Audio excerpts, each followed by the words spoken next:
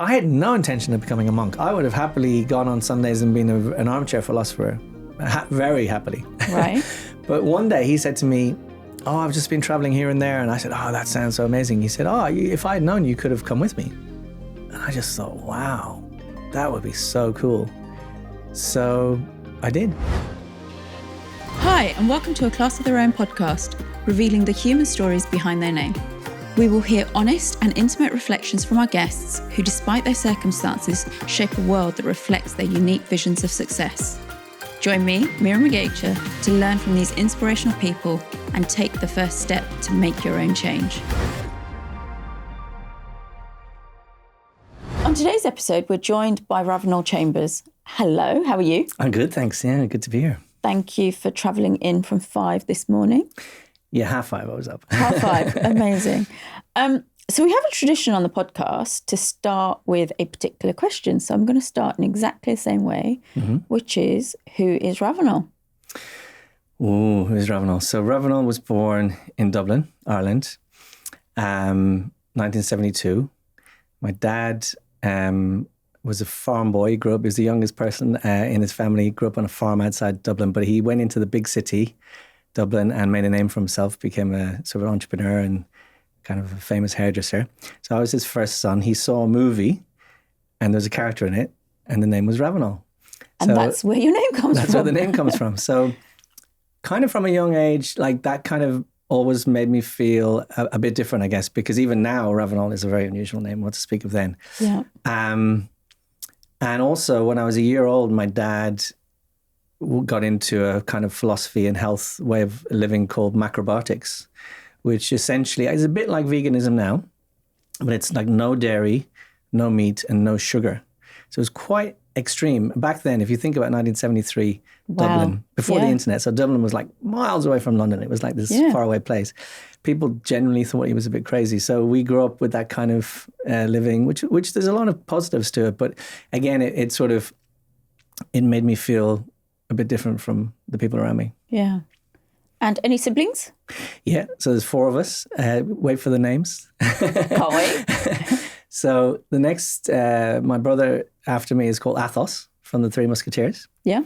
And then I have a sister called Tamar, which is, I think it's a mixture of either the River Tamar in Devon and Cornwall or also King David's daughter in the Old Testament. Okay. Parents weren't at all religious. They were kind of agnostic, I guess. So they didn't bring us up in a particular way because they just felt it was honest. They didn't really know. So they just thought, they didn't want to give us a particular thing. And then the youngest brother is Lloyd, which is a little bit more mainstream, I'd say. Okay. They decided to change track by the 4th. Maybe as you get older, like maybe viewers can think if this is true or not. Maybe as you get older, you get a bit more conservative. I don't know. Maybe.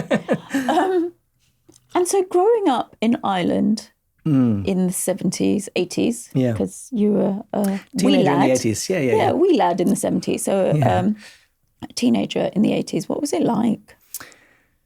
Well, I think in the world in general, in the 80s, it was the time of the yuppies. I don't know if you remember that phrase. It was kind of like the movies like Wall Street were there. Yeah. You know, that famous line, greed is good. The whole idea of success, certainly how I experienced it, was very, kind of to do with making a lot of money, the glitzy stuff, so cliche, but like having a Ferrari, that whole kind of very one-dimensional idea. And so I guess I kind of was drawn to that. And my dad also being so he was a top hairdresser, a bit like the Vidal Sassoon of Ireland. So it was a very glamorous kind of world that he was in. And there was a part of me that was very drawn to all of that. But then equally, there was this part of me that was deeply, and I mean deeply kind of interested, and not just interested, but kind of almost hounded by the idea that like the questions like, where are we? Like, what is this experience of life? Like, is there a bigger meaning and purpose or context to all of this? And so even at 9 years old, I remember talking to my mom and she put the laundry away and I was having all these existential thoughts and asking her all these questions. And it carried on through my teens. So I kind of, you could say my life has been a tale of two halves. that sort of yo-yoed throughout my life, and hopefully as time went on became a bit more integrated. But that was kind of like my teens. I had a real inner world and a sort of a also drawn and dragged around by all the shiny things as well. So I want to take you back a little bit, because you talked about your dad being a farmer and growing up as a farmer, and then being this successful entrepreneur and the equivalent of Vidal Sassoon hairdresser in Ireland. Did you see that shift as you were growing up, or had that already happened? I think it had already happened. So I've heard about it from him. So he grew up on a farm. He was, so they were probably about 15 miles outside Dublin, but we went to school in Dublin. So I had to get various buses and bicycles and all the rest of it to get in. I think he got a bit bullied in school. I think it was because he was clever. So he was kind of younger than everyone else in his year. He also, he kind of initially excelled at technical drawing. I think he came first in the whole of Ireland at that. So he tried various things, but then he worked in an automobile industry, something to do with kind of engineering and stuff, didn't really like it. His older brother, Richard, my dad's called Robert, his older brother, Richard, ended up going away to live in Paris and still lives there. He was also a hairdresser. So he used to see him coming home happy. And he thought, well, maybe I'll try hairdressing. So he went in and started working. And he was young. So I'd say he was like 16, 17 when he started to do that.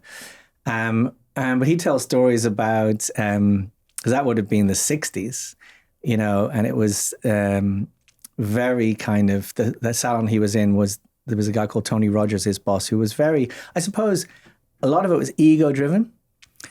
But I don't think ego is always bad. It can be bad when it derails or when it overinflates. Or gets, you lose perspective because of it. But actually to go out and do anything bold or big or adventurous or difficult, I think you need to have some kind of ego engaged. So, but this guy, Tony, was kind of like, labeled himself as the best. And my dad kind of was his protege, and he kind of followed in and then went out on his own and did the same.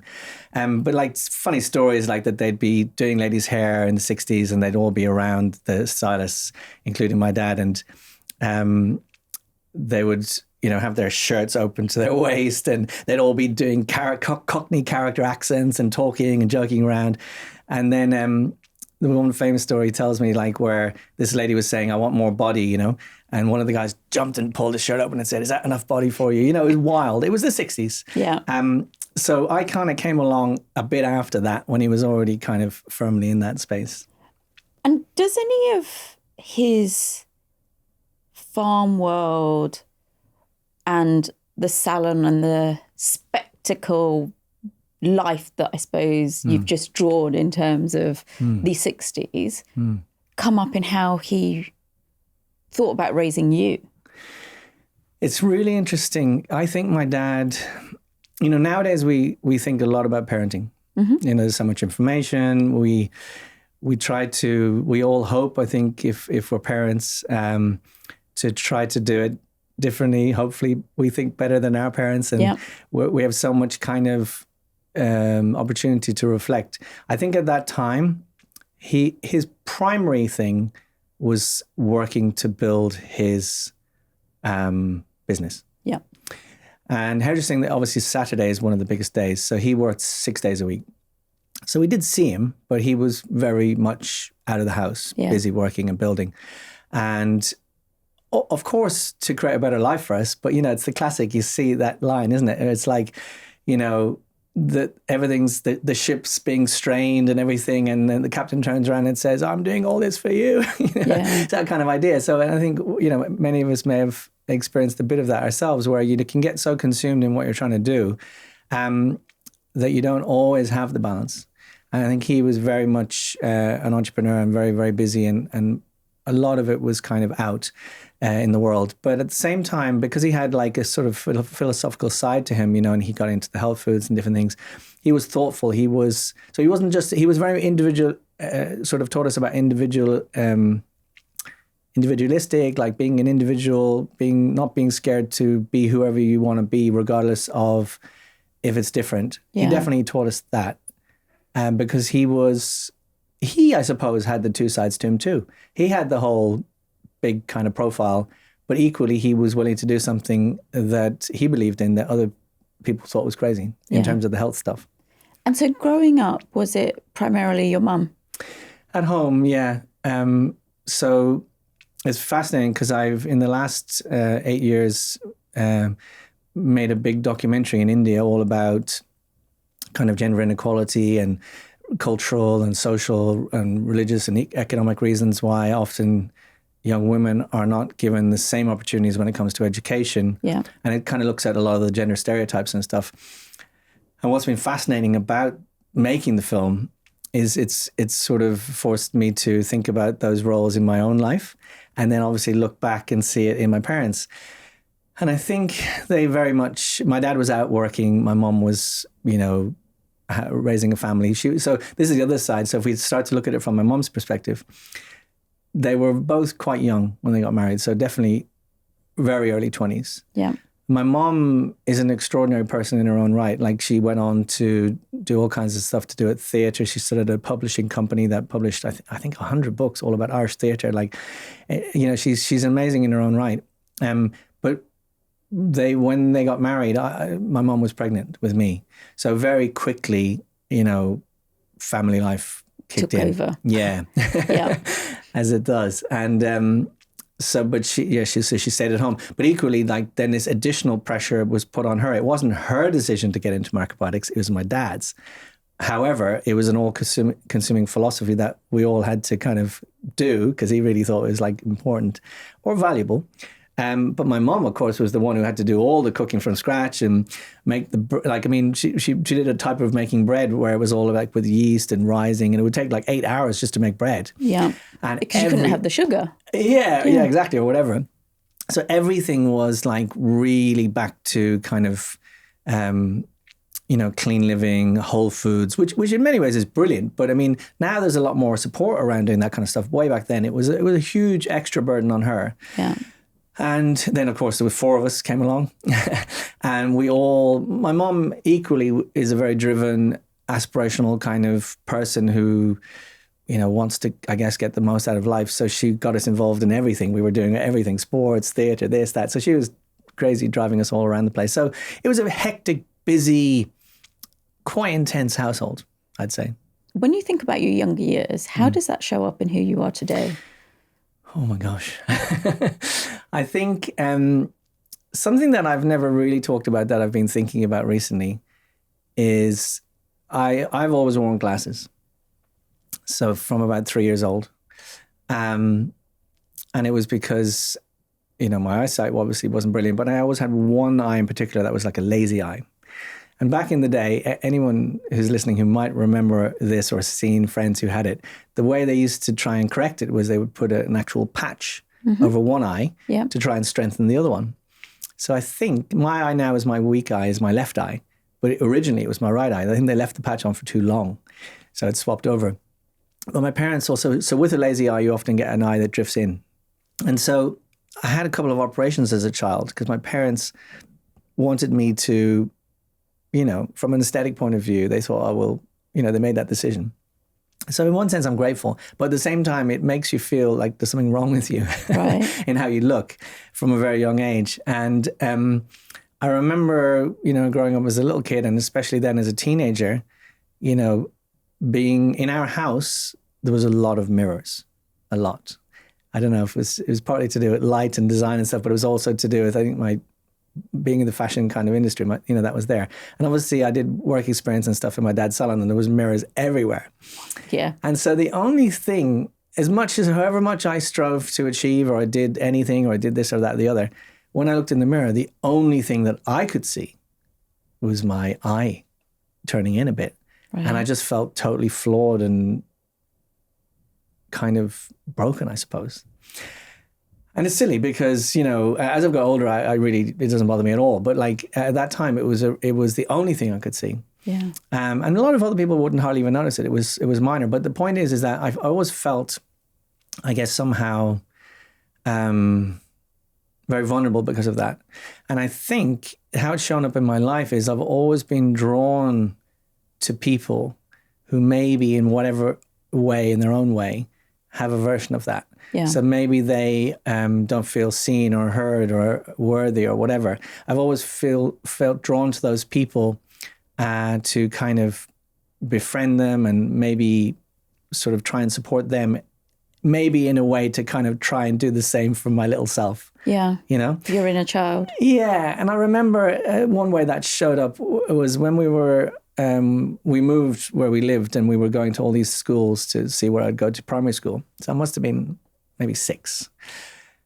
And we drove to a bunch. And this one that we went to, we pulled up in the car and all the kids were going in from playtime into the school. And I remember seeing this one boy, I think it's Huntington's disease that he had. He had quite a little body. He was walking, but he had a really big head. And I just saw him, and it's strange. You can't really explain sort of why, but I just was drawn to him, and I just wanted to be friends with him. And we became really good friends. I went to that school, and I'm actually getting a tiny bit teary about it. Yeah. And unfortunately, he passed away. I think he was, maybe 10. His name was Rory. So the thing is, but I was just naturally drawn. So I think it gave me a lot of empathy, I think, for other people. And that's kind of carried on through my work and the different things I've done in my life, which we'll probably get onto. How beautiful. Yeah. Something that you had. It felt like a flaw. Felt like a flaw, yeah. But then I was able to really hone in on that. Care about other people who felt like that too. Yeah. Regardless of what it was, it wouldn't be the same thing. But that friend, Rory, had someone in you. I wanted him to feel accepted. Yeah. And at such a young age. Yeah. And you talk about some of the work that you've done in terms of India and filming. Yeah. And do you think that continues 100%. that story? Yeah, 100%. Like, so, I mean, it took me a while it showed up in various forms and ways. I feel like it's probably in its fullest kind of now. Yeah. But obviously, like I said, there was also, funny enough, I'll put it in the context of Rory's story, you know, where there's, and I'm pretty sure a lot of people will be able to relate to this in some way. Like, there's the good stuff we're drawn to, which is, you know, and whatever that is for the people listening. But like for me, it was kind of like wanting to be more purposeful, have a deeper meaning and purpose in my life and in what I did. And then there's all the shiny stuff that we chase. And that will be different for everybody, but everyone will kind of know what that means for them. Yeah. And I've yo-yoed back and forth between the two through my whole life. But like in the case of Rory, so we were in school, we were really good friends. But then as we got to the end of primary school, it was his birthday. It was the last birthday before he passed away. He invited us all and we went to the zoo in Dublin. And I mean, we weren't that old, but I was starting to get interested in girls. So I spent most of the birthday, you know, chasing around, kind of like caught up in that, talking to the girls and everything else. And I didn't really spend a lot of time with him on that birthday. And then I don't even know if I spoke to him again after that, because I think he got ill and then I meant to visit and I didn't, and this and that. And then he passed away and I felt really terrible about it for a long time. So it's just in life, you know, we've always got the different things that are pulling us. Yeah. You could, I mean, I don't want to make it so dramatic, but it could be like, you know, your higher self and your more base self, you know, and everyone's dealing with this in one way or another. And so I guess, it's just, I like to think of it as, you know, our lives are almost like the backdrop for us to try and figure that stuff out. Sometimes it's just being able to identify it and see that it's happening. Yeah. Sometimes people don't even know that those things are happening. But to see that it's happening, awareness, I think, is the first step for sure. And then sort of trying to tweak the dials so that you kind of gradually, and it's not an outside thing. It's not about what someone else thinks is right or wrong, or it's not a moral thing or anything like that. It's very much, ultimately, it's your life, and you have to see what is helping you and what isn't helping you. And how do you, for yourself, draw that balance of what is helping you versus not helping you, and what the right yin and yang, I suppose, for a better term, is? Well, it's a constant ongoing process. It's not like... there isn't a, I've done it and it's tick box, done. No, I mean, you definitely can sometimes have firm steps forward, but no, by no means is it formulaic. It's not going to be the same for everybody. Like I say, a massive part of it is awareness. And I think sometimes that awareness is instigated by things not going right. Yeah. So I sometimes think, we can get into it in a bit. Like, I wanted to be a stockbroker as a teenager, then ended up sort of feeling like, well, maybe that wasn't as fulfilling all of the parts of me. So I sort of went in university and did psychology, and then but I actually became a monk for almost all of my 20s. You became a monk? Yeah, like fully and completely and totally committed every waking moment to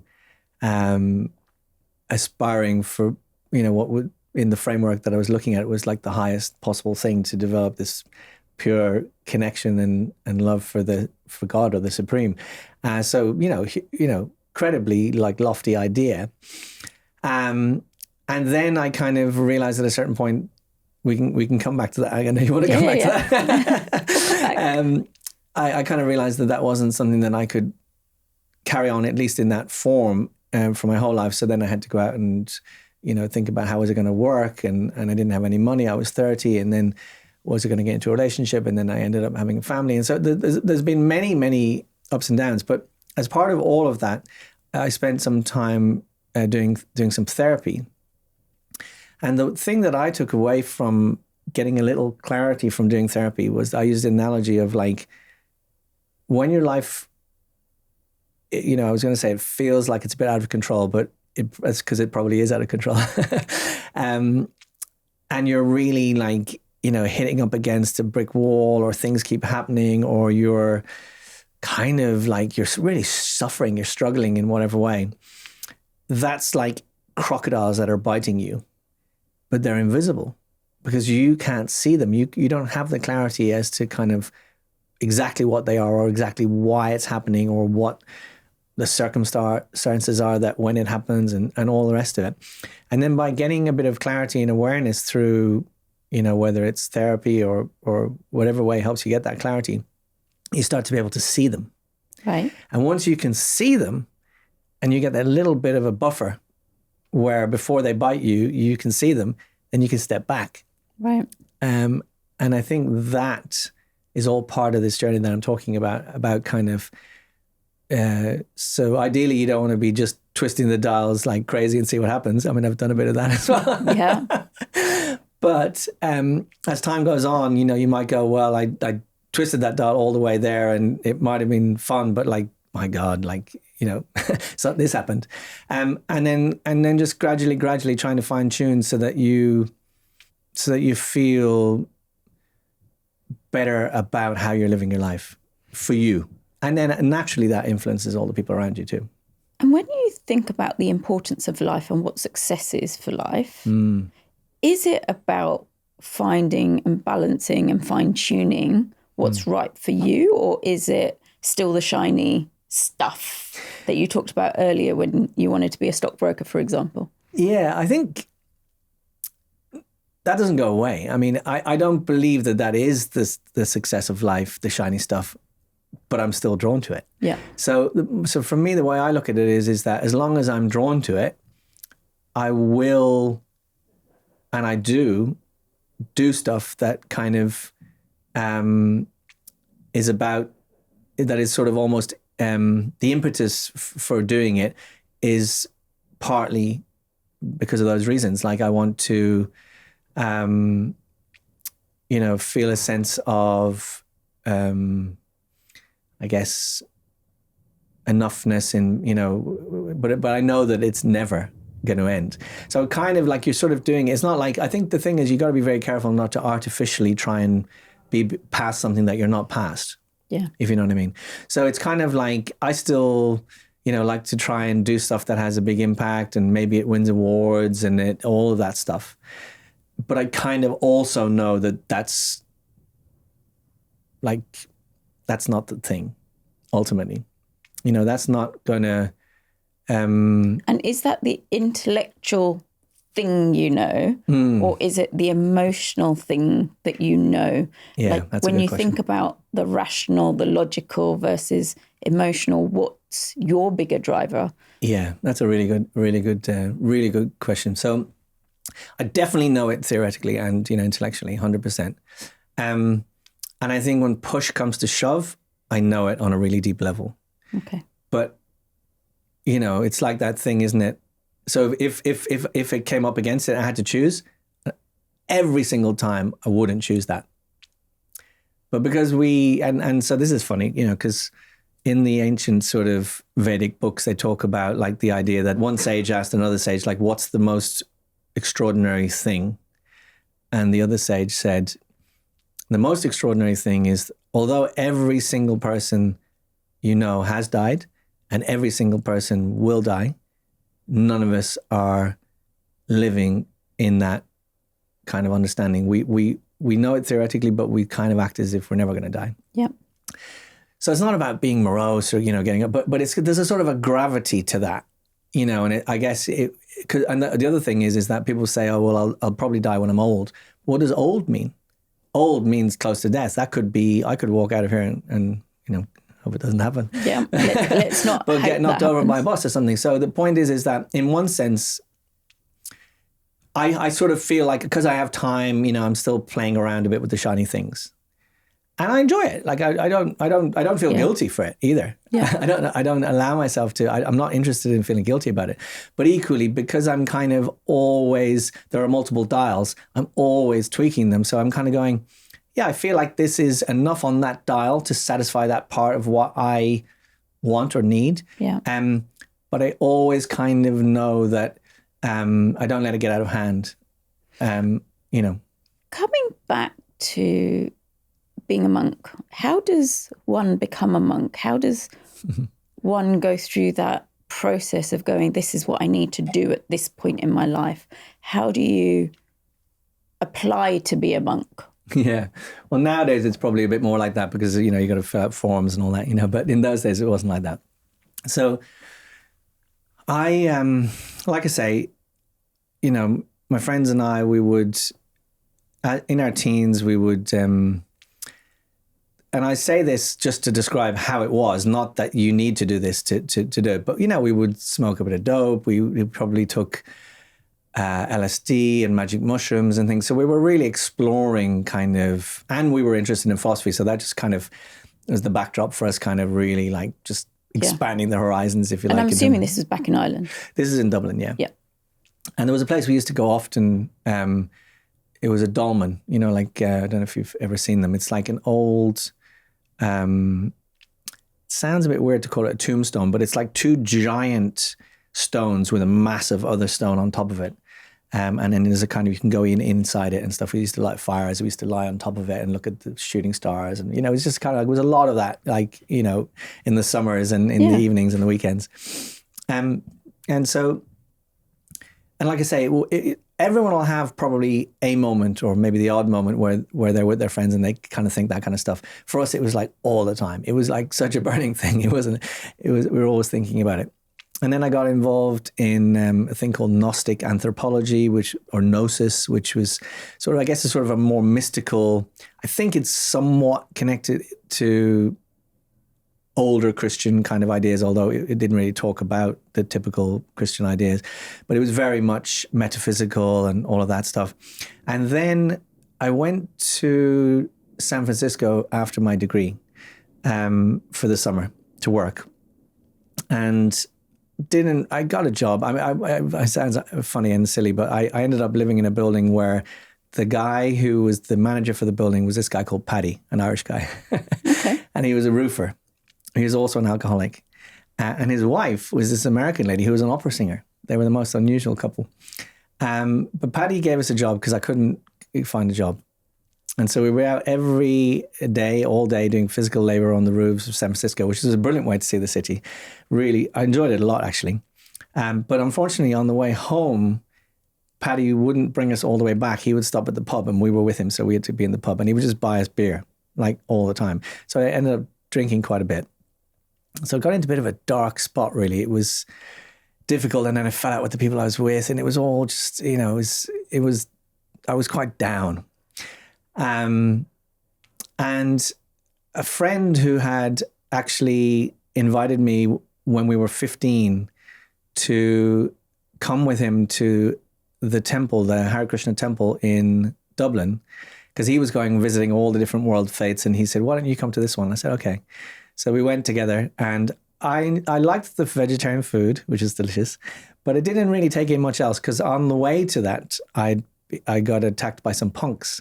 And so they beat me up and smashed a milkshake on my head and stuff. So I was I'd had a taste of it, but didn't really, it was a bit distracting what had happened. So the same friend, we're in San Francisco together, we fall out. So we start living in separate places. And then I got a leaflet in the street, and it said, come to this festival of chariots in Golden Gate Park. And I thought, that looks good. So he'd also got a leaflet. And anyway, we met again in this Golden Gate Park. This is the same people, the Krishna people. And we started, we went to the whole festival, and it was interesting. And I started talking to them on their book table, and they had the Bhagavad Gita, which is like an ancient text, a famous ancient text. And I was because I thought I knew a bit about philosophy, I was kind of interested, but I was a bit thought I knew lots. So I was kind of a bit standoffish. Anyway, came back to Ireland and met a friend who was in a band who said, I actually go into the temple here in Dublin every Sunday. They have a lovely Sunday feast. They have music, philosophy, and vegetarian food. I said, yeah, I'll come with you. So we went in, and I met a senior monk who was amazing. He was, younger viewers or listeners may not remember, but olders will, Indiana Jones, Right. A very dynamic, sort of cavalier, kind of very charismatic kind of person. And so this monk was like that. He had this deep understanding of philosophy. He could explain this ancient wisdom in ways that I could look out the window in Dublin and fully see it come alive. And he was traveling all over the place. He used to travel around Ireland and England, putting on these cultural festivals so the public could come and have a taste of all of this. Right. And I had no intention of becoming a monk. I would have happily gone on Sundays and been an armchair philosopher, very happily. Right. But one day he said to me, oh, I've just been traveling here and there. And I said, oh, that sounds so amazing. He said, oh, if I had known, you could have come with me. And I just thought, wow, that would be so cool. So I did. And then I became kind of like his right-hand person for 7 years until unfortunately in 2001, he passed away from stomach cancer at 48 years old, which is 4 years younger than I am now. Wow. But he was a huge figure in my life. So it wasn't so much about me going, oh, I want to become a monk. It was meeting a person that was so inspiring that I just wanted to be around them and help them and learn. So that's kind of how it happened. This episode is brought to you by Play for Change. Play for Change brings together leadership coaching, expert facilitation, and builds communities. They help craft real connections, spark learning, and turn play into powerful experiments to enable better relationships with yourself and others around you. To find out more, go to playforchange.co.uk. Links are in the show notes below. Has this happened and this transition happened because it doesn't sound like it was a light bulb moment and that's what you wanted to do? What were your family and friends thinking and doing at this point? How were you feeling about that part of your life and the shiny things? Yeah, well, I'd been doing quite a bit of chasing of the shiny things. And I had a bit of a taste, I suppose, that they, as alluring as they were, I wasn't feeling fulfilled or particularly, I wasn't feeling that they were, fulfilling me on a deeper level.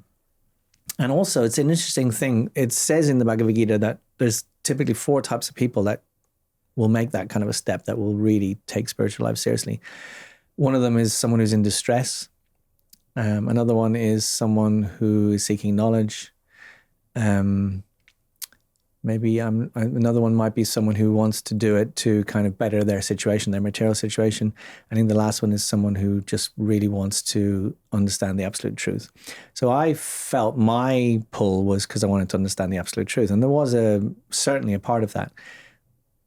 In later life, looking back, I also became to realize that I was suffering. as well, because I kind of didn't know exactly what I wanted to do. I had these kind of big shoes to fill, I guess, in my dad's, kind of thing. And I didn't know what it was that I was going to do.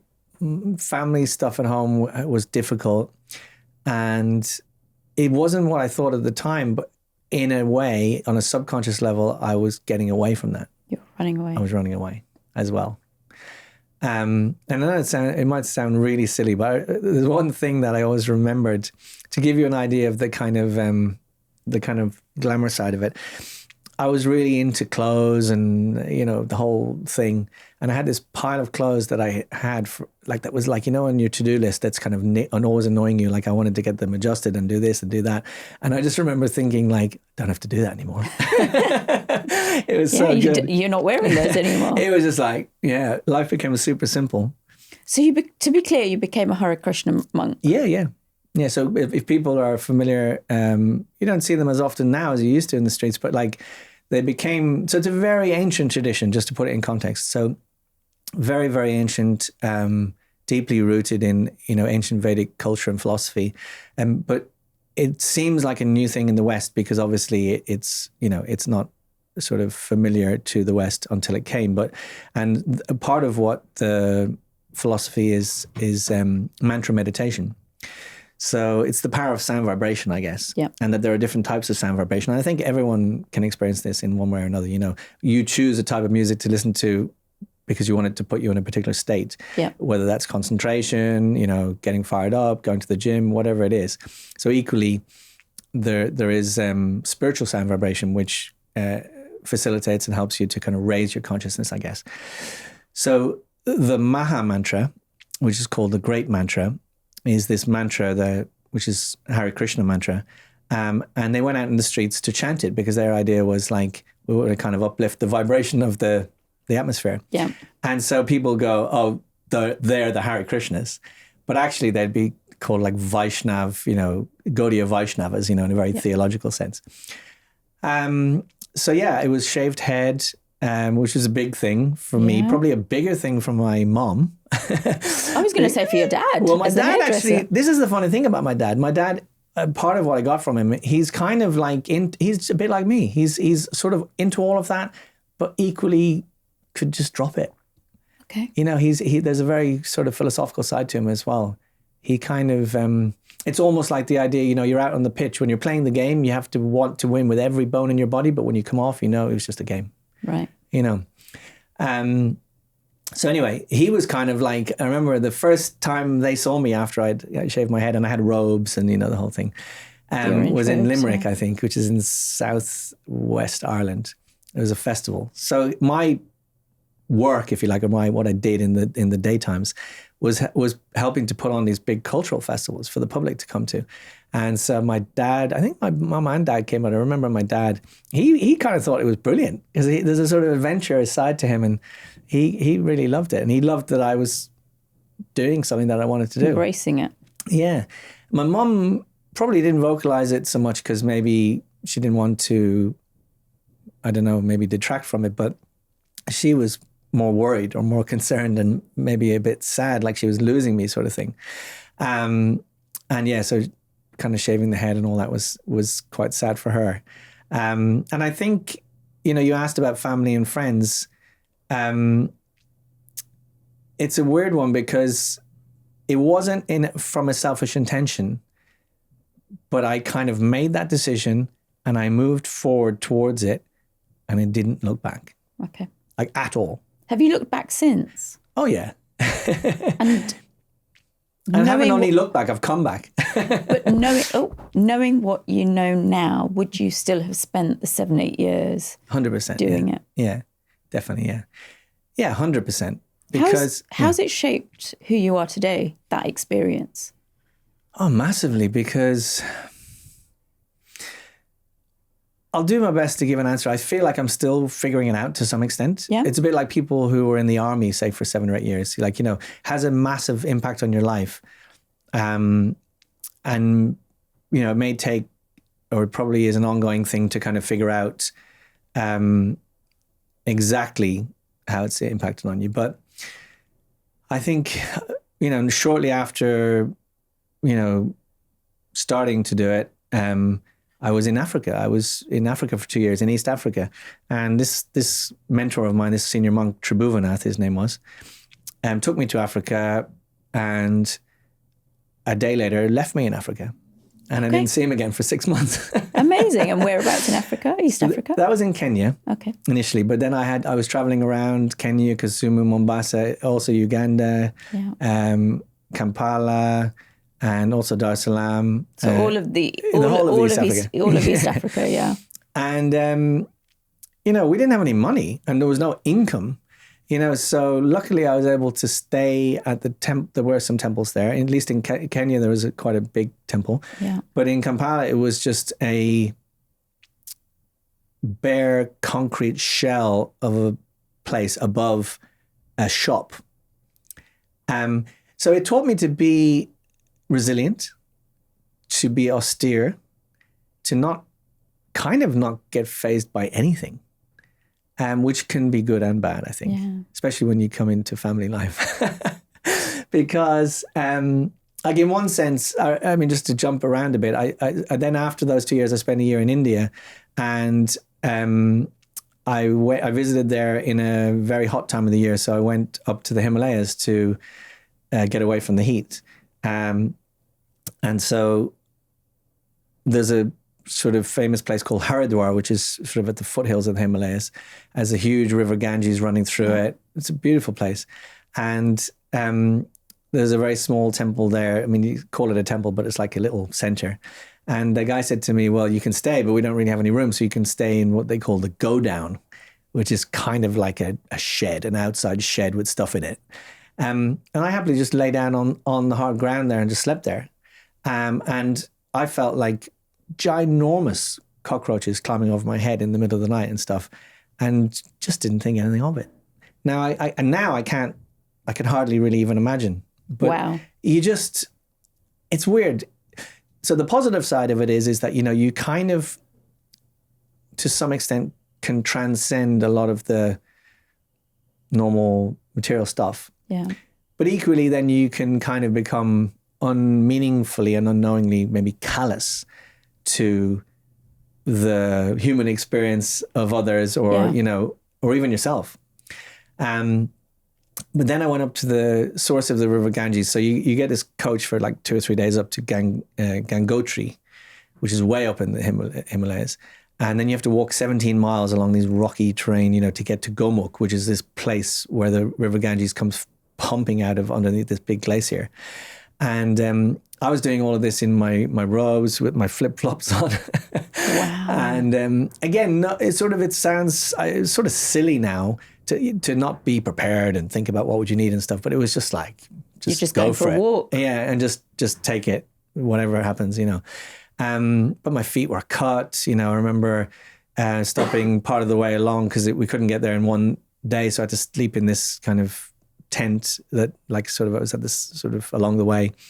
And then I woke up the next morning and put my foot down and my skin stretched, and I hadn't realized I got really burnt. So when my skin stretched, it was like agony. But I was determined, went on ahead to this place, and there was no one around hardly. And the water was pumping out you cannot believe the speed of it. And of course, being, idealistic and all the rest of it, I thought, this is a holy river. This is the Ganges. I need to get in there and have a bathe in it. Yeah. And so I got in holding onto this huge rock, and you had to hold on. It was pumping past, and it was also freezing, as you can imagine. Yeah. And this kind of yogi guy, like you'd imagine out of a film, like with the big dreads and his hair and a little loincloth, came over to me, and he was, after I got out, and he sort of pointed and he said, you went in? And I went, yeah. And he said, you're crazy. But it was, so there was so much adventure. There was so much kind of, there was like a little taste of something higher. Beyond the ordinary. And also very much with an intentional focus on trying to, I guess, understand, feed, nourish, and experience the part of ourselves that is, you might call it the soul, or the life force that is in the body, but is also the source of the person that we see in the body. Because like the funny thing is, if ever you've seen in the films or in real life when someone dies, people will be crying and they'll go, oh, such and such is gone. But actually, every single part of them in terms of their body is still there. So what is it that's gone? Something's gone. The person's gone. But yet equally, all of the things that how you relate to that person is still there. It's in front of you. So something else, the whatever you call it, the spirit, the soul, the consciousness, the whatever, is gone. And so it's our whole life as monks was to cultivate that understanding and that experience, and then connect it to the Supreme Soul. And in our tradition, it was called Bhakti Yoga, which means the yoga of devotion. Yep. So again, in the Bhagavad Gita, it talks about different ways that people can approach this. And there's karma, gyan, and yoga. So, karma, and all of them are pretty elevated, really, in terms of, because they're all trying to, aspire for something higher. But one is through your actions, through your work, maybe sacrificing some of the results of your work. That's karma. And gyan is like through cultivating knowledge, trying to understand. But then bhakti, which is kind of a real sort of almost, what's the word? It's surprising, because it seems in many ways like the simplest or the most least sophisticated, but that is its power.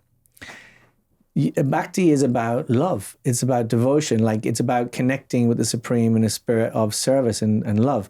And that can, so if you imagine a child, imagine if anybody is listening has a child, and the child,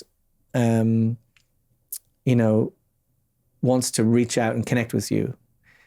They may do that in a variety of different ways. They might, try and impress you with some knowledge or something that they can memorize or whatever, and you'll go, oh, that's really good. And then they might try and impress you with something that they've done, or do some chores for you or something, and you might think that's good. But especially if it's a little child and they just come up to you with a pebble or something, it has no value in and of itself, but because they just want to give it to you, there's something super sweet about that exchange. And that's what Bhakti Yoga is about. Yeah. And so it's interesting because if you think about it, the other two on the face of it are more impressive and all of those things. But actually the thing that melts the heart is the spirit the love, that you can't sweet. Touch, feel, etc. Yeah, it's the decision to express your love in that direction. So let's fast forward a little bit to how you are, where you are today. What does life look like? You've talked about having a family and how that changes or may change or has changed you. Give me a bit of context, because as a monk and what you've just described, there was no time for relationships. And in fact, isn't it forbidden? Yeah, as a monk, for sure, yeah. So just to give a little context, in the Vedic sort of system of society, they talk about 4 ashrams. And Varan ashram it means that there's, broadly speaking, 4 different types of inclinations in terms of work, but there's also 4 stages in life. So in that societal system, for the boys in particular, the first part was preparing you for the later parts, and it's called brahmachari, but it's essentially like student monk. And in those times, the boys would go and actually live with the guru or the teacher in his house, and they would learn whatever material things they might need to learn, but they would also learn all this spiritual stuff. But at 25, the next ashram or the next stage is called grihastha, or what it means basically like family life. And the idea is that you've been trained to also control your senses, so that when you go into family life, you can have some of the things that we all wish, we had in life, like to be responsible, to be steady, to be reliable, to be, all of those things that, sometimes takes us ages to get to. So it's kind of like training you with that in mind to be able to have a kind of really strong next stage. Mm-hmm. But the thing was, because this ancient like system or philosophy was brought over to the West, where we don't grow up like that. And then you kind of hear about it and you're excited about it. And, I was probably 21 when I started doing it. Even though what I've just described to you was there in the literatures and was there in the teachings, I kind of just didn't really, the bit that drew my attention more, because of this senior monk that I could see who'd gone past, that and was in doing it like in much older age, was I want to be like him. So I kind of didn't really listen to the normal way of doing things. And I thought, I want to just do this for my whole life. Yeah. And it was very, I'm glad that I did, because it made me push myself far and, really try and do something great. But then the reality caught up with me, which was the reason that most people go in at 25 to get into married life is because it's a very rare soul who can truly be a monk for their whole life. And I mean, when I say truly, like, be celibate, be comfortable and natural in that role, then rather than, it's not natural for them and they're just trying to do it anyway kind of thing. Yeah. So it caught up with me. When I was nearly 30, I just realized like this has been amazing and this has been a preparatory thing, but actually I will be better situated by moving on to the next stage. And there's a story in the kind of ancient books about that. Like there's an elephant who's in the river and a crocodile. It's actually funny. I used my example earlier, but a crocodile bites onto the elephant's leg. And because the elephant's not in its natural environment on land, where it would be much more mobile and much more strong, the crocodile can potentially overpower it because it's kind of in its own environment. Yeah, it's in the crocodile's environment and the elephant's out of its natural environment. Yeah. So it's kind of explaining that like we need to position ourselves in our lives in the appropriate stage to where we are, where we can be most strong. And that was part of that transition for me to kind of go, okay, this was great, but I'm not helping anymore. I need to change. Space. Yeah. And that was big. I mean, that was big. I have to, this is so that was 2001. My mentor had just passed away, the senior person that I'd been with the whole time. I was also coming to terms with this whole big shift in, like everything that I'd been focused on. And I tried to get a job. I sent out loads of CVs, but it was more than that. It was like, in the movies, the low budget ones where they're coming out of space and the little kind of capsule starts bouncing around as they come back into the Earth's atmosphere. It was like that, but in my life. Yeah. Like I felt like I'd come back from outer space. It was before the internet and before all of that. So like we didn't read the news, we didn't read newspapers, we didn't listen to radio, we didn't watch TV. We were in the world, but we were very much in our own thing. I didn't even know who the Prime Minister was, for example. Yeah. And so it was a massive shift to kind of an adjustment to come back into the world of work and then, all of that. But anyway, my dad told me this is one of the yo-yos. There was the idea of wanting to be a stockbroker, then there was becoming a monk. And then my dad said to me, you're 30 years old, you've got no money, you need to get into property because you need to make some money, which he had done. And he gave me a little bit of money. It was of good, fortunate timing. I worked for 3 years as an estate agent, but I was earning 10 grand a year. I wasn't really making money from that, but I invested and it was just a really good rising market. And I was able to, in a reasonably short period of time, build up, I think it ended up being 10 properties. Fun. Which was great. I mean, they're in the Midlands. They weren't going to make me a millionaire, but it had some assets, like it was good. Yeah.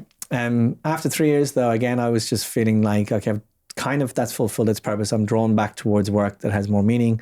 I ended up doing 3 years running projects to bring mentors to support young people who are at risk of getting kicked out of school. And loved that. Then went back to university and did an MBA in Aston Business School in Birmingham and kind of was figuring out, well, what am I going to do next? I think I want to start a business. And where were you living between all of this time? Yeah, so from Dublin, I was then in Africa for 2 years. I was in India for almost a year.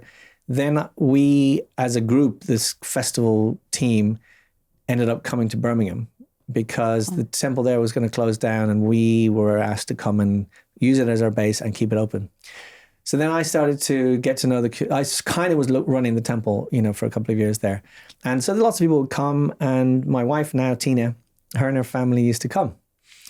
So in the beginning, I just knew them as the family, and then I went away for a year, traveling all around the world, and I came back in 2001, and this is when I really realized, like, I'm gonna need to start working. I'm, gonna settle down, and I probably would like to get married. And so Tina and I started a relationship then in 2001. So she was at university.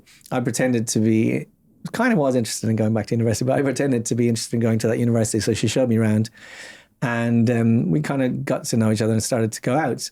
Now, maybe you will relate to this. Maybe people from an Indian background will relate to this. But I'm Irish. Tina's from a British Indian family, and particularly as well, I would say people who are inclined towards some of these spiritual things, they do tend to lean more towards on this conservative side of things. And so I kind of understood from a cultural perspective, if I'm going to get involved with Tina, I need to be really serious about this. It has to be, and so it would mean getting married. And I was up for that. And so we thought, well, we better tell her dad because we need him to be happy about it. So you told her dad? Yeah, really early. Okay. Which seems really weird from a sort of a broader perspective, but in my bubble at that time, that was the right thing to do. The most right thing to do. But he wasn't happy. Yeah. He wasn't at all happy. I can understand that. And I can understand it more now. At the time, it felt really hard because he completely rejected the whole idea and essentially me. Yeah. But it wasn't you. It wasn't really me. Just... Yeah. Yeah. It was kind of like, what will the community think? Also, this guy's just coming out from being a monk. Will he be able to earn money? I'm a bit older than her. Like, there was loads of factors that you are totally fair as a parent to be concerned about. But at the time, like, it was a vulnerable time for me. I was just like, my mentor had just died. I'm going through this whole thing. I'm trying to do this the right way. And I just felt like super rejected. And it was really hard. But thankfully, I can say now we're brilliant friends. We get along great. They love me, thankfully. But it was such a journey to get there, Yeah. And so we ended up going out for probably 5 years, totally in secret, which was hard as well. And then when her older sister got married, because again, from a very traditionalist point of view, it sort of has to happen in order. It happens in order, usually, yeah. Yeah. I mean, not that it has to, but that's what people think. Yeah. And so she got married, and then they kind of just accepted it, and which was also really weird for me because, like, it was kind of like one day then I just got this phone call, and it's like, not spoken in 5 years, and like it's just totally fine, and we just kind of met up, and it's all fine, and of course we were super happy because that's what we wanted, but it was also really weird for me, and we just didn't speak about it. Yeah. So it was a bit strange. And what was it about her sister getting married that meant that you were more allowed, more accepted, more not rejected? Yeah, well, I think it wasn't so much that I was accepted initially, but it just meant that now their focus went to Tina because she's the next sister. And they were, of course, they weren't thinking about me initially, but it was kind of like Tina didn't seem interested in the other options. And then it was like, her dad said, they wouldn't say my name. So it was like, are you still in touch with you-know-who? Yeah. And then she started crying and she said, yeah. And then, fair play to them. They said, well, if after all this time, that's what you want is a real thing, then fair enough. So that's kind of, yeah. And you have children? Yeah. So we got married in 2006. And then in 2011 and 2014, we have two boys, Harry and Cavi. So they're 10 and 13. Nice. Yeah. And it's brilliant. I mean, it's such a, like, the whole thing is brilliant. But equally it's been hard, but I think that's kind of what makes it brilliant. Like, being a parent or being in a relationship, you kind of, I think to make it work, you have to continuously try to grow and be whatever you need to be to kind of like to make it work.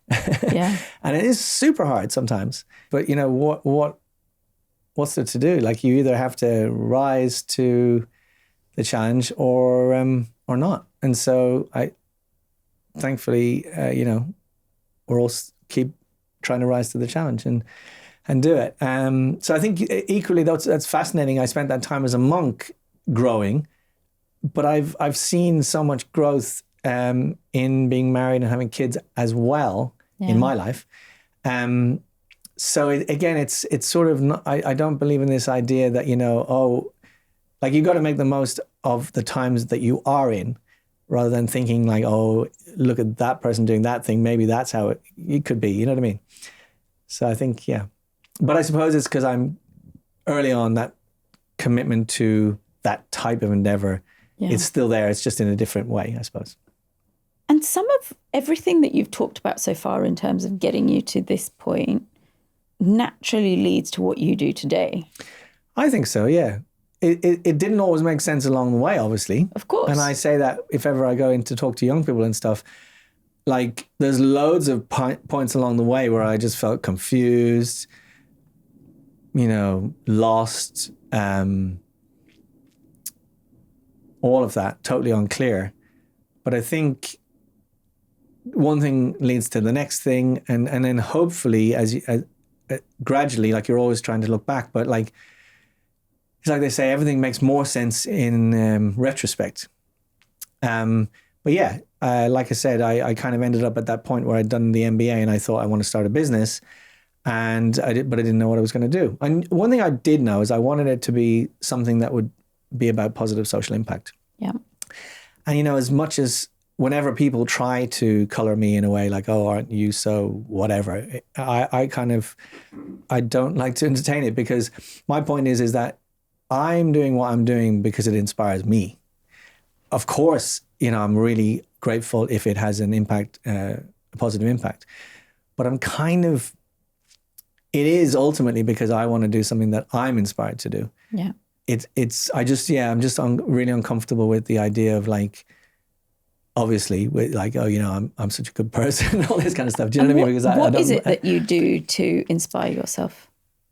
Yeah, so through my work, I ended up deciding to start a film company, which I ended up calling Be Inspired Films. And it was, the way that came about was I knew I wanted to do the social impact, and I looked back. Sometimes you can see that kind of breadcrumb trail. When I was a monk in Africa, I'd made a film, but I hadn't thought at the time like, oh, I'm doing filmmaking. I just thought we need to find a way to tell people what we're doing so they can maybe help us. And at the time in Africa, we were running some schools for street kids, and we were doing a variety of different things. And so I filmed it. It was on high 8 for any film geeky people. And then we transferred it to VHS, and I had 2 VHS machines. So if you're young and you don't know what a VHS is, Google it. Yep. So 2 VHS machines, and I had to play on one.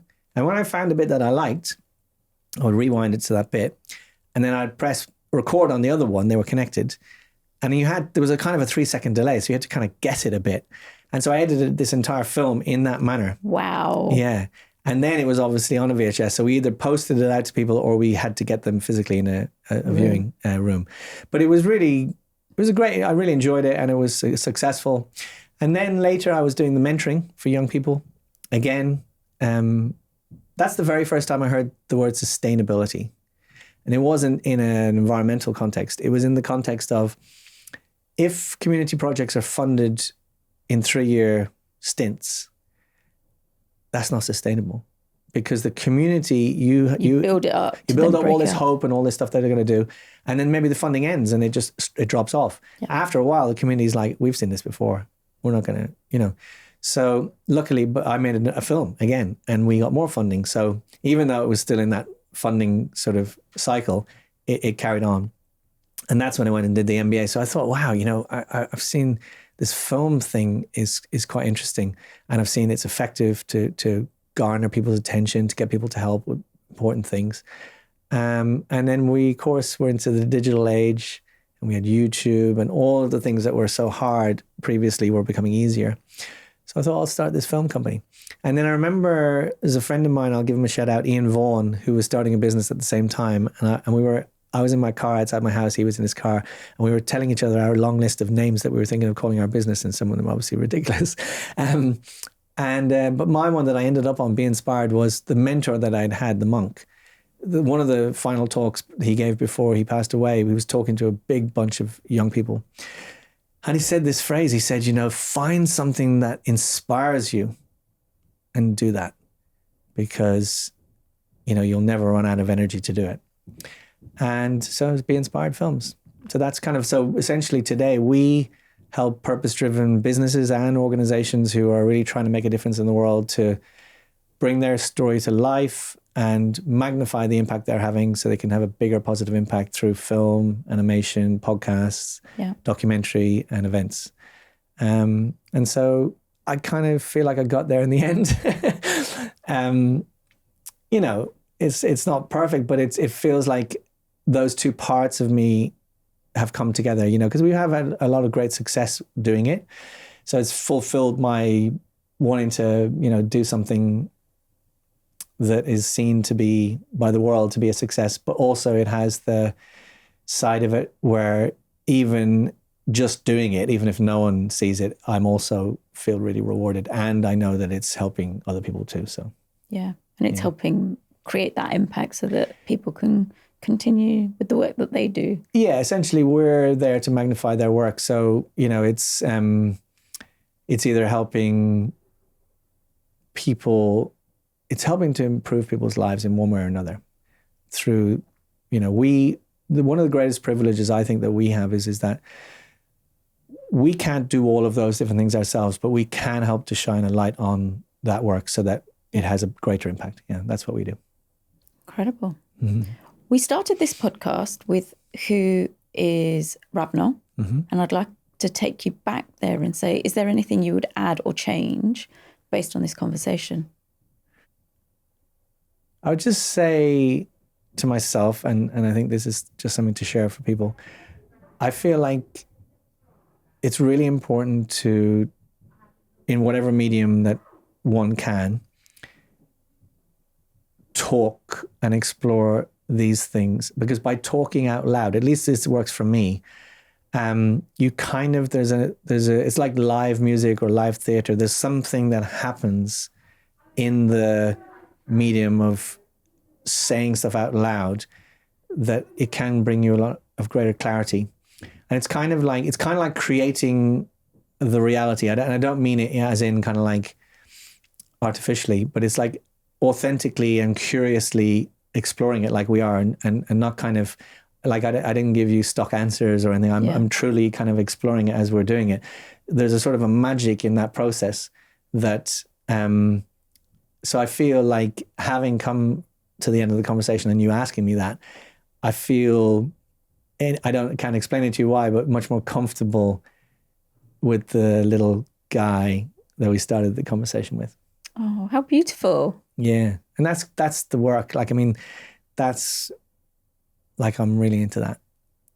Amazing. Thank you so much for your time today. Oh, thank you. It's been brilliant. If you enjoyed that conversation, please share A Class of Their Own podcast with your friends and family. Subscribe, follow, and like. It really helps us continue to grow. Keep being you through connection, learning, and play. You are a class of your own.